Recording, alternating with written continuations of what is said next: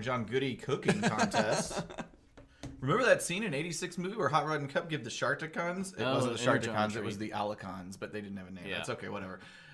PM me with recipes. So there might be recipes. Nobody's really putting. Well, I'll look into that. Megatron must be stopped, no matter the cost.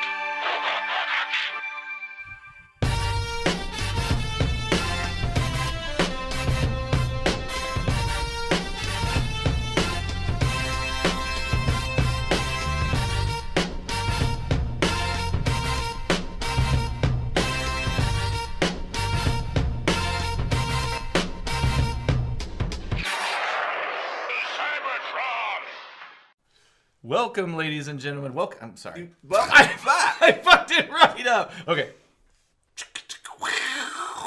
Welcome back, ladies and gentlemen, to the Autobot Decepticast. This is your minute-by-minute breakdown of the 1986 animated Transformers movie. My name is Aaron, and I'm here with my two very sexy co-hosts. I'm Ryan.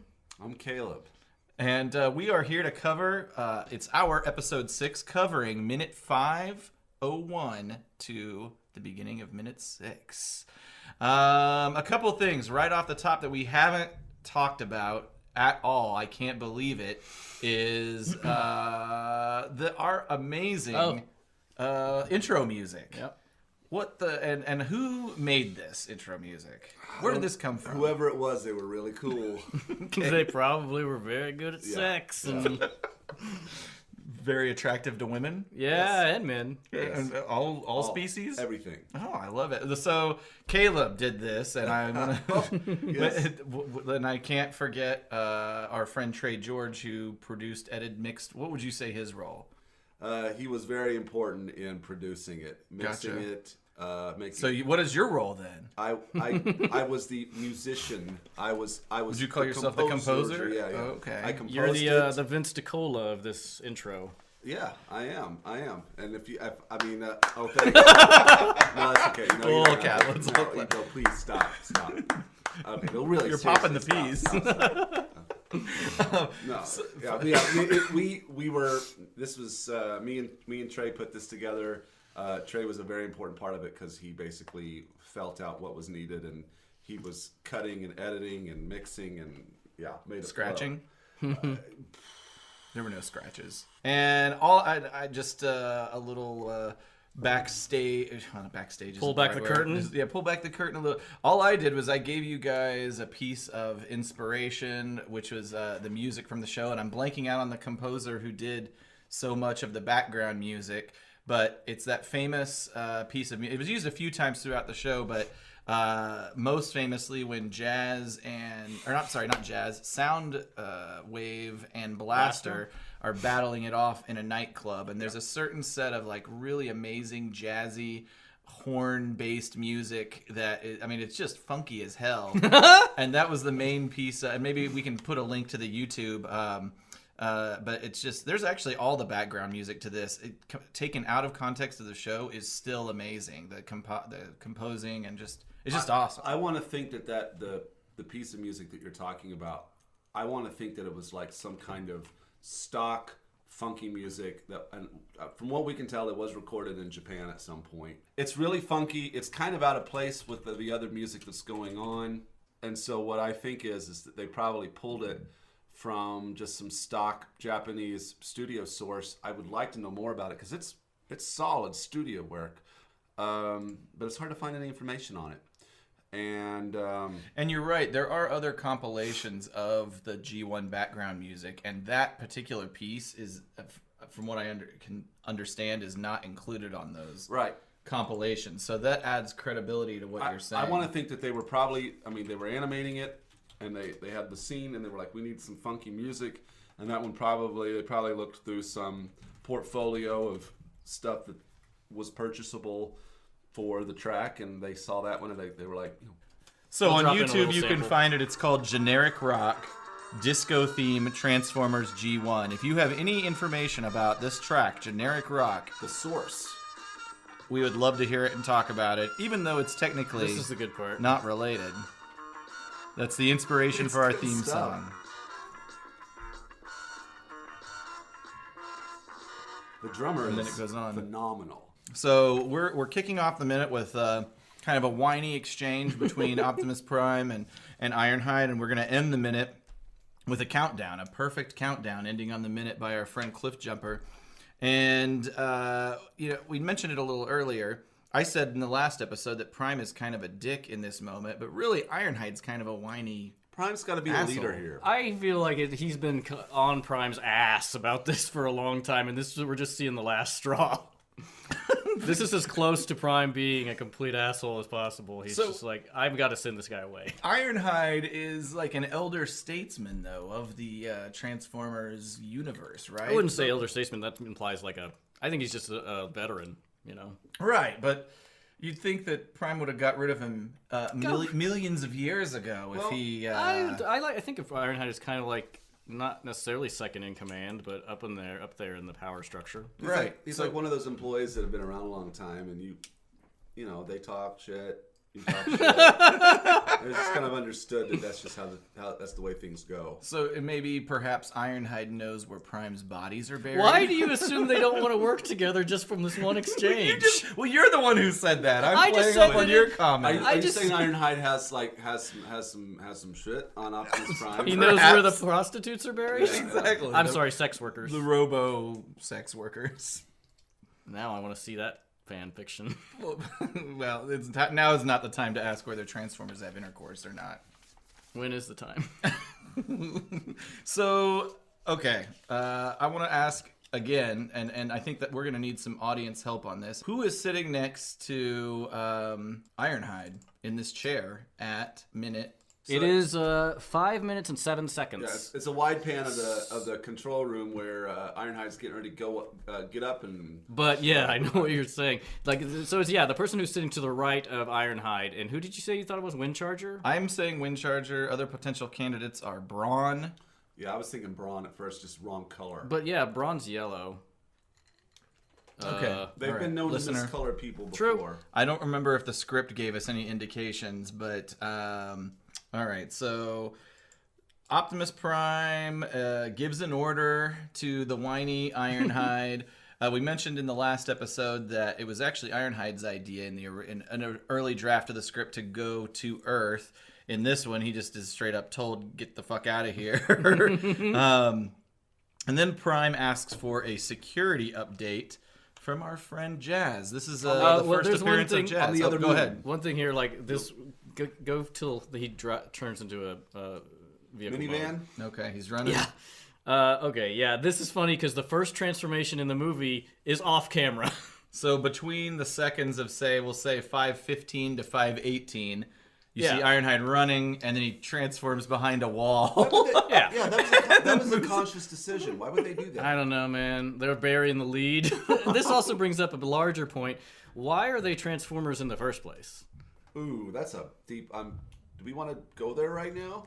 I mean, okay, and in this makes sense on Earth. Like, why couldn't they just get in a car, their version of a car, and go where they need to go? And I understand war machines like the Seekers and tanks and things like that, but just a truck, Putting that question out there and us not being able to answer it fundamentally is probably going to cause us to lose credibility. I have a good answer. I have a good answer for Okay, it. go for it.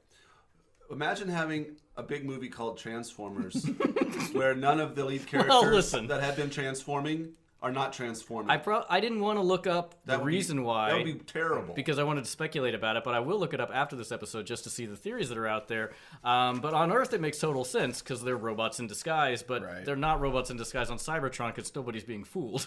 Right. Maybe they're just creatures of habit. They're like, I'm used to turning into a minivan, and I want to be a minivan. What if on Cybertron they never turned into their robot modes? They were only in their vehicle modes, doing their stuff and watching monitors while a plane. They're in their Earth modes. Cybertron. I swear on Cybertron they were transforming into more advanced They were different. Yeah, they were different. Like Bumblebee was like a hovercraft, and the Seekers were like triangular planes. Those were their Cybertronian modes. And then when they go to Earth, Teletran 1. When he's rebuilding them, gives them Earth forms, and so they're still in their Earth forms They're still in, their in this form movie. here. Well, and they need to be recognizable for the audience. Right. I'm sorry I really derailed this, but I just really genuinely It's a don't good understand. question. I mean, obviously, in real life, they wouldn't be turning into a minivan on the Cybertronian moon, but for the sake of continuity in the movie, it needs to happen that way. I gotta bring my family back. Oh. Is that your Ironhide? Sorry. Yeah, you're right. Why wouldn't they take on their old form? You mean Their previous form. their form that was Original. I would assume designed for them to best operate God. on this planet. We shouldn't dig into this too deep. Why do they need windows? Why do they need to carry anybody?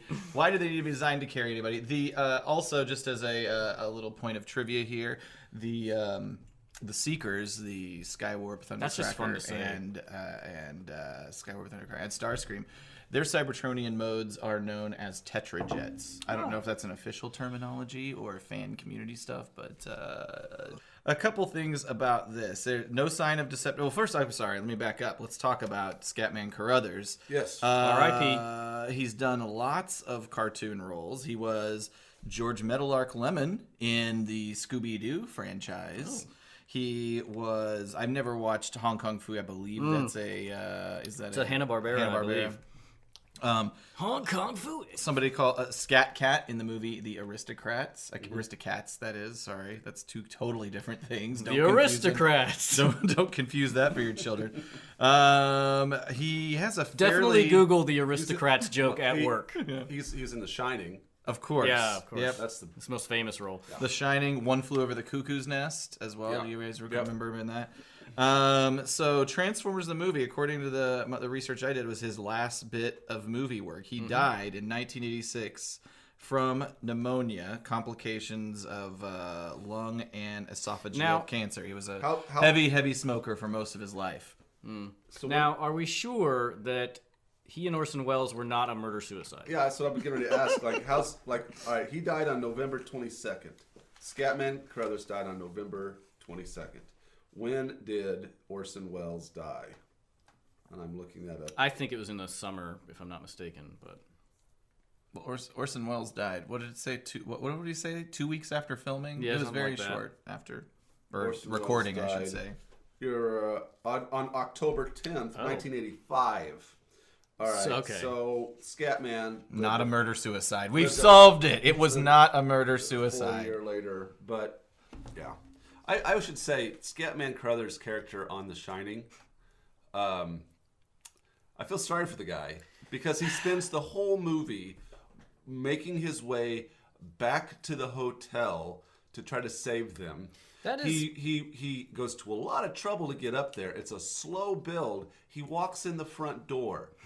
First thing that happens, immediately. axe to the chest. Dead. Dead. And that's annoying because, like, the book, that is one of the... I like both the movie and the book for different reasons, but that it makes no sense in the movie. It's a pointless action he's doing. Like, there's no reason to have him do that and then that to happen. In the book, spoilers for a 30-year-old book, but he lives. Like, he's the hero of the book. Yeah, it's weird. It's weird. I think they keep him in the movie because he is aware of the boy's abilities, psychic abilities. They should have just dumped him after he leaves. Like, there's no reason to have him in the movie after that. I'm trying to remember. It's been a while since I've seen the movie and I've never read the book. All I remember is him getting the phone call and this like velvet painting of a there's foxy a black- mama, yeah. of a foxy lady who I believe is naked, is hanging awesome- out. Those kinds of paintings are a total relic, by the way, of the late 70s, early Velvet mid painting. 80s. She has a big afro. Velvet It's a paintings big with velvet like black naked split- lady velvet paintings. You got me one of A those black for my birthday. exploitation. And do you still have it? I have it. It's just a woman standing topless, painted on beautifully on black velvet, and it is in my basement. And so he leaves his bedroom it's hanging up. with that awesome thing. Gets in a snowcat, drives up to this thing, walks in the front door, bam, dead. Within like 30 seconds of walking in the front door of Yeah, this place. it's immediate. It's the first thing that He happens. doesn't that's it. And I'm like, it's such a bummer. I don't know. I don't understand that choice. But I love the movie. That's one thing that really bothers me when I watch the movie. So back to Transformers. Sorry. Yeah. No, that's fine. No, this is That's great. Scatman Crothers. Scatman Crothers, Crothers, man. R.I.P.. R.I.P. Pour out some liquor. So he wants security status from Jazz. And Jazz is like, everything's cool around here. And then he says, well, hey, what about Moonbase 2? And then Jazz says, hey, Moonbase 2, how you doing? Why did Jazz have to be the go-between for that situation? Is Jazz the security guy on Moonbase 1, and then he's just got to check in on Moonbase 2? I think they would have their own security guy. Maybe I'm getting too wrapped up in the logistics. I think Jazz is a middleman in this situation that you don't need. The main security guy, because Moonbase 1 is their major operation, so he's the main security guy. And then Bumblebee and Spike are the, like... only people on Moonbase 2, apparently? Not the only people, but the junior security officers from that person. Like, it's an outpost, basically. This is proof that the downfall of the Autobots is their bureaucratic system. It's too convoluted. You've got the Decepticons have a strict... autocracy. If Megatron wants answers, he's going to go directly to the source. Meanwhile, Optimus is like going through all these chains of command. Inefficient. Meanwhile, Laserbeak is watching the whole thing. So it was maybe edited out of the movie, but it was like Jazz to Moonbase 2, Jazz to Moonbase 2. So you got some other guy, we'll say Hound, and he's like, I don't know, let me check with my people. And then they go to another guy. And finally we get to Bumblebee and Spike. And then eventually we find out the papers saying that they were determined to attack the towers were sitting on the desk the whole time. The conspiracy is real. Inside job. Follow the money. How many 9/11 references can we make throughout this podcast? I'd say we're 5 for 5. I think it's only 3, maybe. Okay. But I don't know. You're doing the editing. So, okay. So one other thing I wanted to point out about this is we see adult Spike. Yes. This is the introduction of adult Spike as a character. He says, Ironhide, tell my son Daniel that I've got a message. So we see adult Spike. It is revealed to us that he has procreated and has a son. So his seed is good. On Earth. And I have a couple notes here about the voice actor who portrayed Spike, name of Corey Burton. And actually, he has done a lot of work in the Transformers post this G1 universe. He did a lot of work. So in this world, G1, he voiced Alpha Trion, Brawn, Shockwave, Sunstreaker, and Vector Sigma, which I don't recall having a voice or actually being a character per se. I always thought of it as a thing, but I would need to rewatch everything to confirm that. But then there was the series Transformers Animated, which I've never seen and want to see because I've always loved the animation style, and it feels like Is this the new one? It's not new. It's it's probably from 10 years ago. Okay. But it was more cartoony style, but it was very homage-y of G1 and homage? Is that a word? Yeah. I get it. And in that show, he did Ironhide, Ratchet, Megatron, Shockwave, and Spike. He's done lots of other roles for Disney, Rocky and Bullwinkle, Star Wars, Clone Wars, Batman, animated Superman series, and video games as well. So this guy he's prolific. He's been a pretty solid voice actor for a while. It's in this part where we are introduced to adult Spike is a bummer, man, because knowing what happens, like Ironhide's like, "Will do, Spike. I'll definitely tell you something." Whoa, that was like a mix-up of Scatman Crothers and Ironhide. "I'll definitely tell Daniel that everything's cool," and then he's fucking. That's not what happens. But this is. I asked you this, and you told me the answer, but I'm pretending like I didn't know. I never really realized. I didn't think about this until watching it. But who Daniel's mother is and why we never see her? Who is his mother? Carly. Yeah, she's the only girl Spike's really with in the show, I guess. We assume it's Carly. They're married later on in the series, and right. They were boyfriend, girlfriend in the pre-movie. What first if he 2 stole seasons. a boy? Maybe they kidnapped him? That's Adam Walsh's son. Oh my god. Luckily, most people won't get that reference. They'll start Googling it right now, though. So anyway, I don't know where to go from that's the thing we never see. There's no mention of her certainly in this movie. There are no RC is the only female character of any kind in this movie. I don't think this movie really does, interestingly enough, and maybe just because I don't know, it doesn't really support any notions of gender roles, does it? I mean, I guess RC is nurturing, and maybe this isn't the time for this conversation. I guess, I don't know how much of it is in this movie. I can't remember specifically because I haven't watched to the end in a while, just kind of to keep it fresh. But in the cartoon, she is definitely she and Daniel are tight. Like, right. She takes care of him. Right, but he has a human mother as well, who I would assume. We would hope he has a human mother. Well, I mean, you see her; she exists. Yeah. To pin a cap on Jazz, he does not die in this movie, and in the television series. What if like he gets an axe to the chest too? He walks in. What's going on here? But the twist, Optimus Prime is the one that kills him because he has the Energon axe hand. But he's infected with the rage virus. Yeah, perhaps. But so he doesn't die in this movie. However, and he only makes, as far as I can recollect, an appearance in the post-movie cartoon once, and it's in that 5 Faces of Darkness 5-part opener that takes place directly after the movie. And he appears as just a totally random character with a different name. I should have that name because it would make sense to have it in dialogue right now. And he is at the kind of close to the beginning. There's like a race, and he wins a race, and then transforms, accepts his award, and bows out. And it's Jazz, but they don't refer to him as Jazz. That's weird. They call him something else. I can't remember his name. It's something really alien-y, like Z-Pop Zerpik. Oh.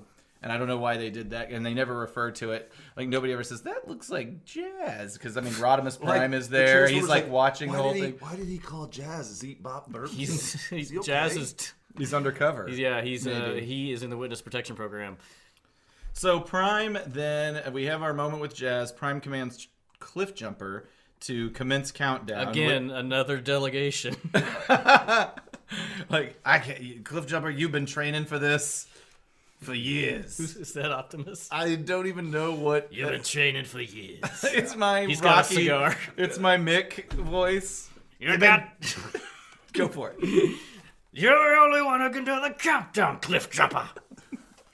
And so he does. And the countdown starts at 5. I don't know. Which makes none of the sense. 5, 4, 3, 2, 1. They have the hot toodles, and they're like, oh, shit. Also, We weren't quite ready. Cliffjumper's from Brooklyn. God, you can see the inefficiencies and poor leadership here already. I mean, 5, 4, 3, 2, 1. So Casey Kasem is the voice of Cliffjumper. He also voiced Blue Streak. You guys remember the character Dr. Arkville? Is it Arkville? Is that the guy who crazy worked with Megatron? Yeah. And he was also the voice of Teletran 1. Of course, most people know him as the voice of American Top 40 from the years 1970 to 2009. And also other roles, Shaggy, Robin from Super Friends, and Mary from the old animated version of Lord of the Rings. Whoa. So, obviously, great voice, iconic voice. Do you guys know the story of how he parted ways from the Transformers series? I do. You don't have to tell anybody on the show. Let's just move on. No, why don't you tell us the story? I don't think they want to hear it. What? You're so abrupt. All right, thanks for listening, I guys. think he's doing a bit about you saying you knew the answer to how old he was. No, please continue with your story. If you know, I was going to give somebody the opportunity to talk about it. Are you saying I can't tell if you're saying no because you know it and it feels too controversial? You're just being a dick. It was like you were asking us a story, and what if we would have both said, yeah. Okay. God, I couldn't tell whose bow that shot was It's a over. bit of back and forth humor. Okay. Oh, man. We're in the all I nature knew of our was- platform. Okay, that was funny. Oh, gosh. Does anybody know? I don't. I do not. I have a clue. Okay, well, I know. Moving on. Enlighten us. So there is an episode in the 3rd season, which is post-movie, called Thief in the Night. And he left because Casey Kasem, his ethnic heritage or his country of origin is Libya. And Casey Kasem was Libyan? yes, But or not- American Libyan, perhaps. not I first don't know if he was. I don't know if he was generation born. immigrant. Yeah, I would assume that he was Interesting. born in the United States. But Hey, This is Casey Kasem breaking into this broadcast to say I'm Lebanese American, not Libyan. You stupid sons of bitches. Here's a popular request that's shooting up the charts. How about you three assholes straight up go fuck yourselves? Well, it's back to the shadow realm for me, so keep your feet on the ground, and I hope you guys die real soon. But at any rate, so there was an episode, I don't know if you guys remember it, Thief of the Night, but there was a very stereotypical sort of Middle Eastern dictator as sort of the bad guy of the episode. And to add even more fuel to the fire of controversy with that, the country that this dictator was in charge of was called Carbamia. Oh my god! You know somebody was high-fiving over that fucking... Yeah, man. So that made Casey irritated. Annoyed. At the least. Good for him. And he walked out of the Carbamia. series. He actually it was quoted as saying that he didn't mind people of Arab descent being portrayed as villains per se, but when the villains are the only Arab characters, or the only Arab characters in the story are villains, he had a problem with that, and there was no positive counter examples that were offered, and so so he walked away. But I mean, the Carbamia is enough, really. Yeah, he's like, guys, I was reading the script, and that's actually not bad. It says Carbamia. Yeah, it's a clever play on words. Thousands and thousands of years of culture, and this is what we're summarized to? Well, you're dropping right off the charts in my book. Speaking of dropping off the charts, he passed away in 2013.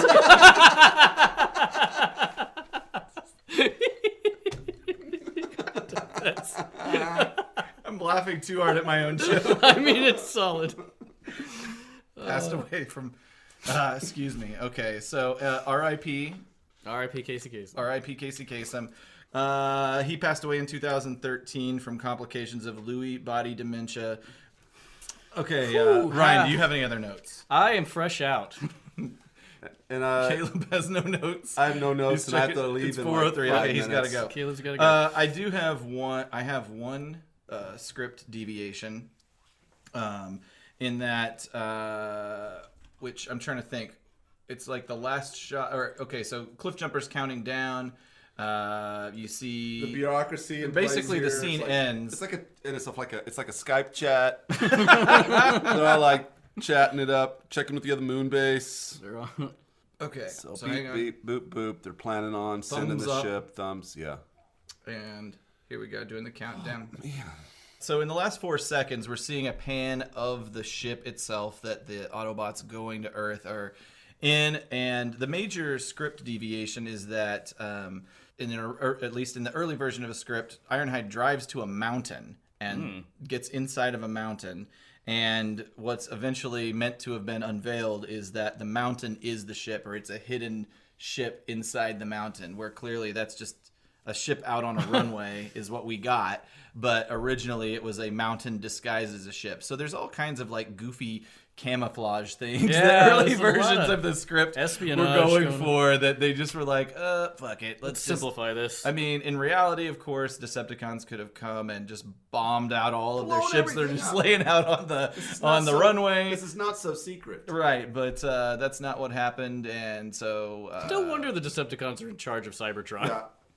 Yeah. Yeah, they know how to... they've just basically got a good... They're like the Nazis. They're very organized. Very organized, yes. Just like the Nazis, who we are dislike. against. Yeah, dislike.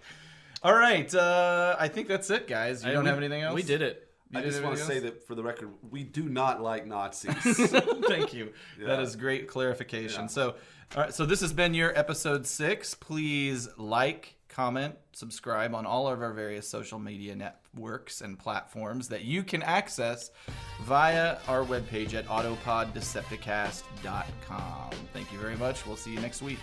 Bye.